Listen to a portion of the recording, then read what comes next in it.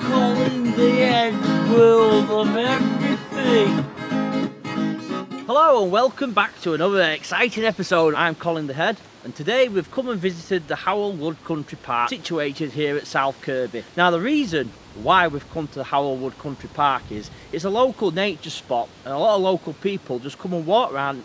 You can walk around the actual country park, and it is actually a spot of local interest. Now behind me, this is the Howell Wood Country Park fishing lake, and local fishermen use it for fishing.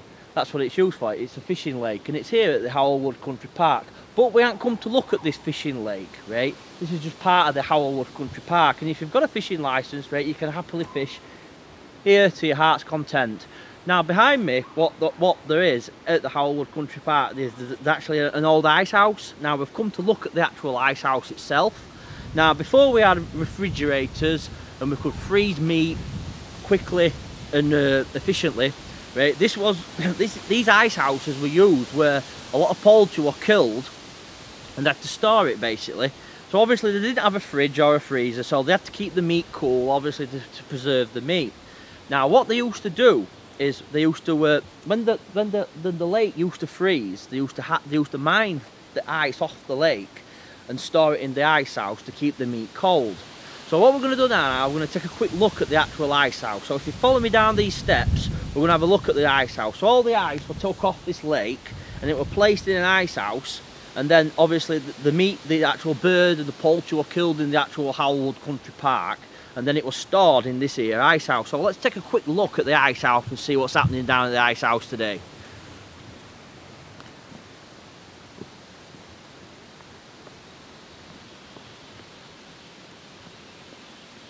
So Howell Wood Country Park, right, is in the grounds of Burntwood Hall, right? So that's like the manor house, Burntwood Hall. And basically Howell Wood was the game area where all the birds and all the poultry, like pheasants and stuff, used to be game deer, hunted here. So they used to hunt for birds here basically. So this would have been here where all the rich meat would have been grown for Burntwood Hall. So obviously all the ice, when it froze, took it off the lake, and then they break it up into pieces, and then it'd go in here into this tunnel. That's all it is. It's a tunnel, and it's into an embankment. And it's been built out of local brick. This is all local brick. Would have been sourced from the local brick quarries that actually existed in the South Elmsall, South Kirkby area. So before we had fridges and freezers, and we could freeze meat like we can today, we all take it for granted. We've all got a freezer in our houses, and we just chuck chicken in it, and it just been inside of an hour, it's been froze. Right, so what used to happen is the ice used to go into here, and there's a big bar, it's gated off today to stop us going in it. But what there used to be a hole, basically, or just a big hole that was sunk into the ground. It was just a pit, basically, and all the ice went into the pit, right? And because it's a tunnel and it's underground, it's naturally cold anyway, so the ice used to be preserved. So all the ice went into the ground, and obviously they used to kill the poultry in the Howell Wood Country Park, and then they needed somewhere to store it. So they used to store it in here, and it's exactly what it is. It's an ice house. That's all it is. It's an ice house. So all poultry had been hung up, and it had been kept cool, and it had been kept chilled, and it would have preserved it. That's the idea of the ice house. But as you can see, it's gated off for a reason, to keep all the local sesquiu youths out in it, and people vandalising it and stuff. But it is actually part of our local history, and it's just here at Howell Wood Country Park, and everyone just takes it for granted. People walk past it and think, oh God, what's that? It's an old ice house, and it actually exists. It's mad, isn't it, really? Right, so last time we were down here, and the reason why we've done this video today is last time we came down, this gate were actually open and you could get in it. And what they've done now, they've gated it back off, but we have actually got some pictures of when the gate was actually open and you could get inside it. Now, sorry, because Colin The Head's World of Everything have decided to start doing some filming today, it's been padlocked back up. We generally find this, we think, oh, this is open, we can go film this, we can go and film that. But because we've decided to film, it's gated off. And 9 times out of 10, it's always gated off, this ice house. But it was actually a rarity that it were actually open and you could go inside it. But obviously we can't get inside it today. It's actually a nice place to come here, you know, you can just like come and walk around it and stuff for now, you know what I mean? Just walk around it and just do it once. So really nice walks in Howell Wood Country Park. and cyclists allowed to come here as well. You can have a ride round on your bike, and it's a really, you won't believe it, but you're literally 2 miles outside of South Elmsall town centre, and you know, it's a nice tranquil place to come, and a lot of locals do use it regularly for walking, cycling, fishing. So there's actually quite a lot going off at the Howell Wood Country Park, even though it's pretty quiet today. Coming on the weekend, it's full of people, can't move, can't get a fishing peg because it's that busy, and everybody really wants to come and fish the actual Howell Wood Country Park pond for its rich array of different types of fish that actually live in the actual pond. The sort of things you're expected to catch here at the Howell Wood Country Park is cod, haddock, lobster, odd shrimp, your odd sand eel, and some mackerel as well. You'll get mackerel out of the Howell Wood, the freshwater lake that actually exists here. And yeah, you can pull it all out. You just pull it all out and it's just there to be had, really.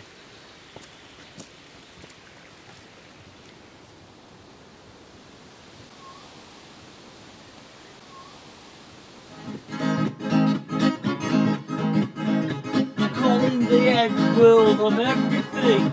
Right, so what we've decided to do is come to a local colliery. Now, a year ago, this mine behind me, which is known as Kellingley Colliery, closed.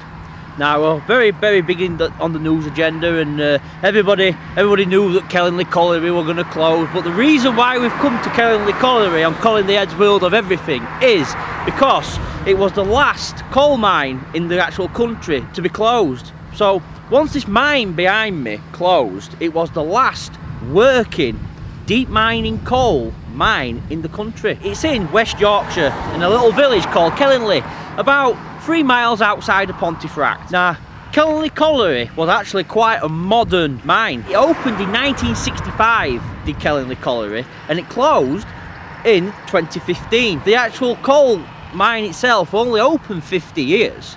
So it don't go back to early 1800s into Victorian times when coal was massively, but coal mines were just springing up all over the place, right? This was actually built after them all. So it was quite a modern actual mine. So it served 50 years. And actually, in that 50 years, right, with how dangerous deep mine coal mining actually is, there are only 17 lives actually lost in the actual operation of this actual colliery behind me. Only 17 miners actually died in the actual production, in the actual operation that actually did take place behind me here at Kellingley Colliery, which is actually really good safety statistics, really, if you think about it, from deep mining coal. If you look at other coal mines and their safety statistics, Kellingley had a really good safety record, and it was renowned for its safety record, and the fact that only 17 miners actually died in the 50 years of the actual operation that actually existed here. So, a little bit more information about Kellingley Colliery.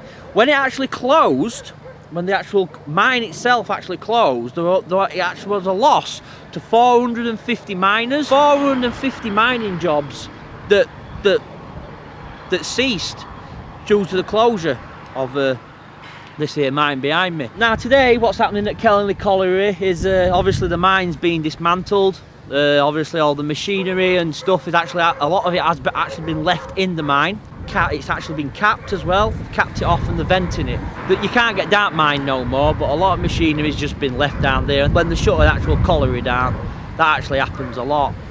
Today we've got Arworth Estates, Kellingley Regeneration Scheme that actually took over the site, and obviously the mine behind me will eventually be dismantled and obviously moved on. Probably get turned into a country park, like a lot of coal mines have in our local area now. The country parks and the places where people just go and go fishing and stuff. There'll be a few fishing ponds there or something, you know, like nice tranquil walks and that.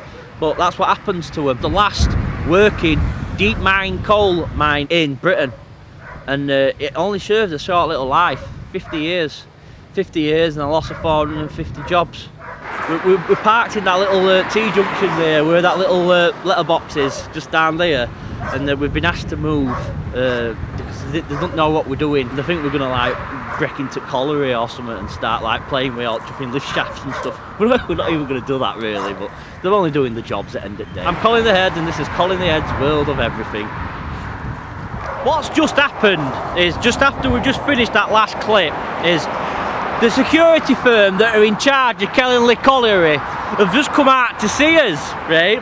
They've just come out to see us and they've told us we're not allowed to film pit, right? We're not allowed to film pit. We were stood on a public pavement outside Kellingley Colliery. We weren't even on the colliery grounds. We were on the public footpath filming, right? And obviously I don't know who this guy was, but this guy's come out to security house at Kellingley Colliery and asked us what we were up to. So what we did is we told them we were making amateur documentaries, and they asked me if I had a certificate, and apparently I'm not allowed to film pit. He's took a picture of my registration plate and he asked me my name, and he's also told me that I'm going to get reported to police for standing outside Kellingley Colliery, right, and making my own documentary about it, about history and that. I wasn't even doing it all wrong. I'm only doing what I'm doing now. So what we've decided to do is just come to the side of M62, right, on this busy motorway corridor that does exist here in North England, and we're filming pit.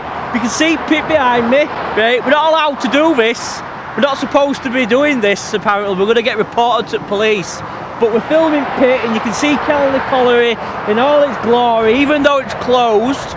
Remember, it opened in 1965, shut in 2015, served 50 years, had an excellent safety record, and when it closed, there was a loss of 450 mining jobs. I'm not supposed to be doing this, apparently, and I'm supposed to have a certificate to say that I've got to be able to do it, right? Why? We weren't doing it wrong. We were just stood at the side of the road filming pit, trying to make a documentary, and I told him that we were making his own documentaries. He'd asked me what we were going to do with it. He says, well, you're just going to put it on YouTube?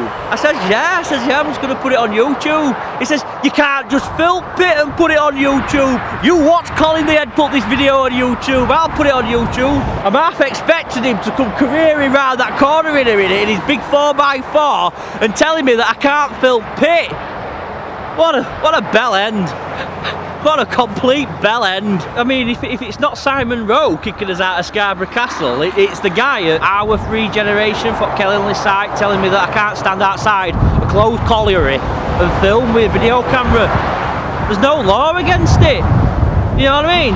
Apparently I need a certificate to do what I'm doing. You know what I mean? I ought to give him a certificate. Here's your certificate, you've been on Colin The Head's World of Everything. You know what I mean? I wish that camera would have been rolling when he'd have come up. It'd have been a great laugh, it would.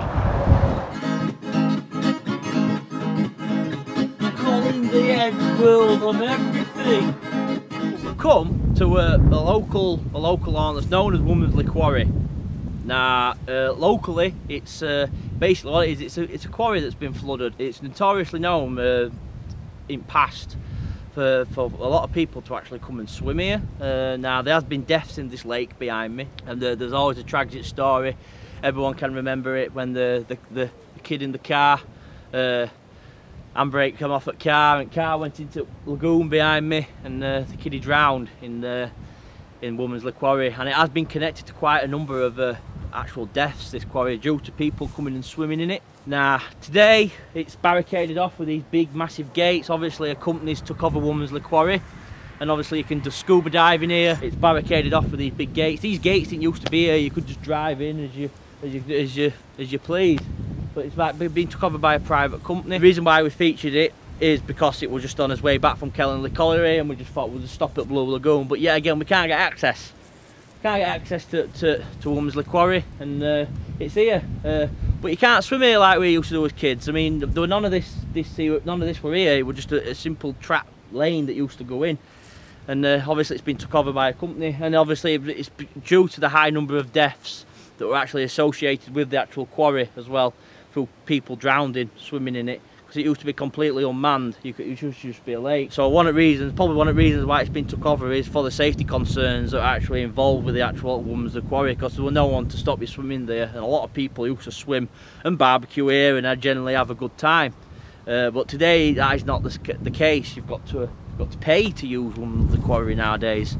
You can't just come and swim and pull car up at side at lake and just go for a casual swim. You can't do that no more. You've got to actually pay. You've got to be a member to come and swim at Womersley Quarry. Now, I'm not for 1 second am I turning around and telling you that because of this firm's took over Womersley Quarry, it's a bad thing. It's actually a good thing. But what I'm saying is you've got to be a member to actually use Womersley Quarry and the facilities which it provides, because it is actually quite a deep lake. And it's sheer-sided as well with Womersley Quarry. Being a quarry is as soon as you're in it, you're in deep water. It is deep water. It always has been deep water. But you've got to pay to actually come and use Womersley Quarry nowadays. There's that guy on from Kellingley Colliery on his bike chasing us. I can remember coming here as a kid. It used to be awesome. It used to be really good because you used to come and like everybody from like over our way used to always come to Womersley Quarry, and there were all people on banks and stuff with like barbecues, jet skis bombing up and down, and you were just allowed to do it until these companies took over. All that stopped now. You just can't have a leisurely, chilled out family day at Womersley Quarry. And it used to be really good. The ice cream van used to be there and stuff, even though it wasn't allowed to be there. It used to be mad at Womersley Quarry, but now it's been privatised and it's a completely different affair at Womersley Quarry. But it is here, and it's quite iconic because a lot of people can remember going to Womersley Quarry as a youngster and swimming. Right, so we've come to the gate, and obviously you can see jet fighter at back of me. There's like a jet fighter there, an old jet fighter. But by all accounts, there's things that have been sunk into the quarry. So there's like trucks and stuff and vehicles for you to go swimming around, and they've like created a scuba diving environment underneath Womersley Quarry, and that's what it's for. That's what it's used for. And you can't get in now. Obviously they've got these big gates and stuff, and you just can't get in. So we're locked out. So it's closed on a Monday. I mean, it's a Monday today, and it's closed today. But if you want to come and use Womersley Quarry, if you pay and get a membership, you can come and dive in here. You know, diving in Womersley Quarry, how cool is that? You know what I mean? You can actually go diving here, scuba diving, and I bet it's a good experience. I can honestly say I've never experienced it, but I can imagine it being quite a decent diving experience. The quarry itself is ideal for scuba diving because of the simple fact of the sheer size of the banking. As soon as you're in the lake, the sheer-sidedness of the actual gradient of the quarry, because it's a quarry, it's a flooded quarry, that's all it is. It makes it ideal for the actual purpose it's being used for, which is scuba diving. As you can see, there's some steps at side of the actual lake itself, and you're straight into deep water, and that's the reason why they're using it for scuba diving. And because it's bored out of magnesium limestone, the water's clear and nice and clean. But yeah, this is Womersley Quarry. It's a shame we can't get in. It's always the same whenever we do these videos. Everywhere we go is always closed. It's memories. You know what I mean? It's just gone. Now it's just like private. You can't. It's just memories. That's all it is. That's all it is. Just memories. Sorry, yeah, I had an excellent childhood. Could have wished for better, if you want to know the truth. Perfect childhood. And Womersley Quarry played part of it. I played many happy hours here swimming. You know what I mean, swimming about and stuff, and barbecuing, and yeah, fond memories of Womersley Quarry, and that's why I've come. Colin The Head World of Everything. So we've come to this 13th century church here at Felkirk, just outside of South Kirkby in West Yorkshire, and it's a Grade 1 listed building, this church. Now it's actually steeped in loads of loads of stories and myths, and really strange things apparently have happened at this church in the past. Now it's like I said, it's a Grade 1 listed building. It's a 13th century church, and the rumour has it, right, that at midnight, right, what happens at this church, now it is a rumour, right, and it is a ghost story, right, that what happens at midnight, right, is all the ghosts, all the spirits of the people that are buried in the actual church yard actually rise, and they roam around in this graveyard behind me. So what we're going to do, we're going to have a quick look round this 13th century Grade 1 listed building, and we're just going to see what Felkirk Church got to offer Colin The Head's World of Everything. Now if you just take a look at the actual building itself, it actually boasts a rather large tower. The west tower of the actual church is predominantly larger than the actual building itself, and it boasts actually a crooked like parapet. It's a crooked parapet, right? It boasts actually it's crooked in itself, is the actual building of the actual tower itself. and it's decorated in gargoyles, as you can see. You can see all the gargoyles at top of the church tower, and obviously they want to scare away demons. Now, inside the actual tower of the west side, apparently there's a leper's window. A leper's window were actually put in the actual tower. Now, the reason why a leper's window were put in tower is obviously if someone got leprosy, right, if someone were dying of leprosy, what they used to do, they used to put them in tower out of way, so leprosy didn't spread along the community and kill everybody. So if somebody got leprosy in Felkirk, where they ended up were at top of tower, and they just died in top of tower, and apparently there's a leper's window, and it's guarded the actual tower, the actual inside of the tower, and it's guarded by a leper's window. So the idea was, if they put people behind this window, the leprosy would stay within the confines of the actual area the window were blocking. So let's take a quick look at the Felkirk Church here, just outside South Ainley, this Grade 1 listed building, and just see what it's like. So there's some plaques on wall here, obviously 1914 to 1918, obviously that's World War One. Obviously there's a list of names here, so all these people would have either died and been fetched here for burial, I'm surmising, or these could have, no, they would have been buried here, wouldn't they? Maybe. So obviously the list of names of people who died in the war, probably served from the local area, and they were probably either buried here or they came to rest here. So that's World War II, World War One, and that's a plaque, and obviously on the other side of the actual, I'll call it a shelter, this shelter, we've got 1939 to 1945. Now that is World War II, and yet again we've got another list of names of people who died in World War II and would have been from either the local area or probably more or less been buried here. There's quite a number of names. I mean, how many names we've got here? 1, 2, 3, 4, 5, 6, 7, 8, 9, 10, 11, 12, 12, 14, 12, 24, 36. So there's 36 people on that name board. And how many have we got on here? Another 36 there. So like there's 72 people in the local area. And the names from World War One and World War Two, and they've been commemorated on these two plaques here at the Felkirk Church. We would have liked to have took you inside this haunted old church and actually took you for a quick walk round, but because what we've discovered that the door is actually locked, and we can't get in, so we can't take you around to look in this St Peter's Church here at Felkirk, but we can have a look around the exterior grounds and the graveyard facility that actually exists here at Felkirk Church. The reasons why we can't get in because of vandals. The way people are nowadays, you can't have anything.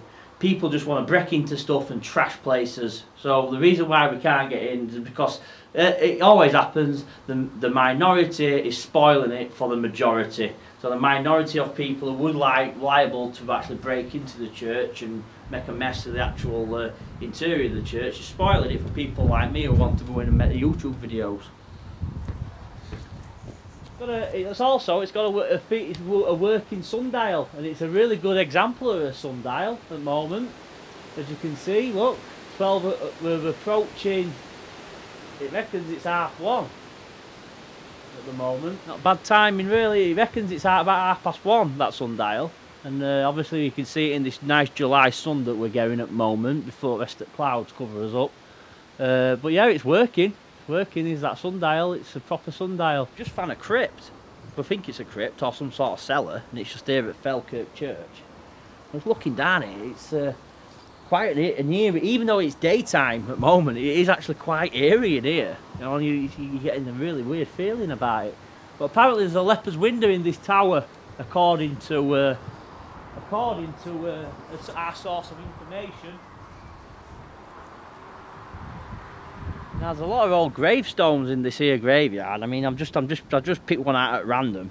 I mean, particularly, look at some years that are on these here graves. I mean, December 7th, 1819, 75 years. He had good innings for the time we were alive.